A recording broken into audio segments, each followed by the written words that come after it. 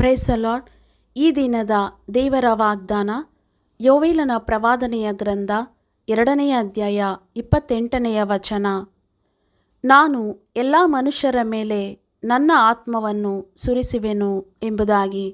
ಪ್ರಿಯರೇ, ಕರ್ತನ ಬರೋಣ ಸಮೀಪಿಸುತ್ತಿರುವ ಈ ಕಡೆ ದಿನಗಳಲ್ಲಿ ಎಲ್ಲ ಮನುಷ್ಯರ ಮೇಲೆ ತನ್ನ ಆತ್ಮವನ್ನು ಸುರಿಸುವೆನೆಂದು ನುಡಿದ ದೇವರ ಮಾತು ಎಂದೂ ಬದಲಾಗದು, ಮಾರ್ಪಡದು.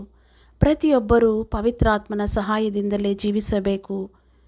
ಪವಿತ್ರಾತ್ಮನು ನಮಗೆ ಪ್ರಾರ್ಥಿಸುವುದನ್ನು ಕಲಿಸುತ್ತಾರೆ, ನಮ್ಮ ಪಕ್ಷವಾಗಿ ವಿಜ್ಞಾಪನೆ ಮಾಡುತ್ತಾರೆ, ಆದರಣೆ ನೀಡುತ್ತಾರೆ. ಲೋಕವು ಕೊಡದ ಶಾಂತಿ, ಸಮಾಧಾನ, ಆನಂದ ಪವಿತ್ರಾತ್ಮನಿಂದಲೇ ನಮಗೆ ಉಂಟಾಗುತ್ತದೆ. ಪ್ರಿಯ ಸಹೋದರ ಸಹೋದರಿಯೇ, ಅಷ್ಟೇ ಅಲ್ಲದೆ ಅಂತರಾಳದಲ್ಲಿ ದೈವಿಕವಾದ ಧೈರ್ಯವೂ ಕೂಡ ಪವಿತ್ರಾತ್ಮನ ಅಭಿಷೇಕದಿಂದ ನಮಗೆ ಉಂಟಾಗುತ್ತದೆ.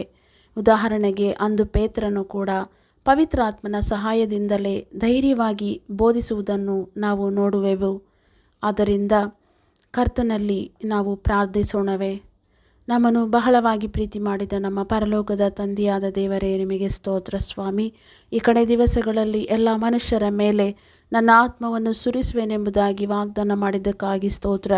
ನಿನ್ನ ವಾಗ್ದಾನವನ್ನು ನಂಬಿದ ಪ್ರತಿಯೊಬ್ಬೊಬ್ಬರನ್ನು ನಿನ್ನ ರಕ್ತದಿಂದ ತೊಳೆದು ದೀಕ್ಷಾ ಸ್ನಾನಕ್ಕಾಗಿ ಸಿದ್ಧಪಡಿಸಿ, ಪವಿತ್ರಾತ್ಮನ ಅಭಿಷೇಕದಿಂದ ತುಂಬಿಸಿ, ಆತ್ಮನಿಂದ ನಡೆಸಿ, ಪರಲೋಕ ರಾಜ್ಯಕ್ಕಾಗಿ ಎಲ್ಲರನ್ನು ಸಿದ್ಧಪಡಿಸಬೇಕೆಂಬುದಾಗಿ ನಜರೇತಿನ ಯೇಸುವಿನ ಹೆಸರಿನಲ್ಲಿ ಬೇಡಿ ಹೊಂದಿದ್ದೇವೆ ತಂದೆಯೇ, ಆಮೇನ್.